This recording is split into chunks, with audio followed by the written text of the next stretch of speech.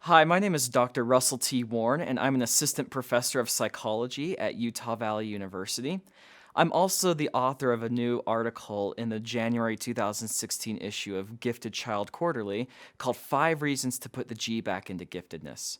I wrote this article to explain to readers what human intelligence theory is and how they can apply it to modern educational practice, especially in gifted education.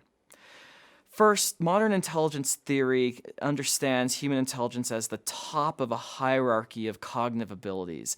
We call it sometimes G to stand for general intelligence, since it is so broad and general. Below that, we have a bunch of broad abilities, things like verbal ability, fluid reasoning, spatial ability, memory, and processing speed, which are still broad but not as general as what we see with intelligence. And at the very bottom, we have a whole bunch of very specific abilities that have narrow application, things like vocabulary knowledge, visual memory, and reaction time. We call that bottom levels the stratum 1, we call the second level stratum 2, and the top stratum 3. There's 5 reasons I think educators should know about human intelligence theory. The first is just simply that intelligence is the best understood construct in psychology. The second is that modern educational practice encourages teachers to adapt education and teaching to each individual student.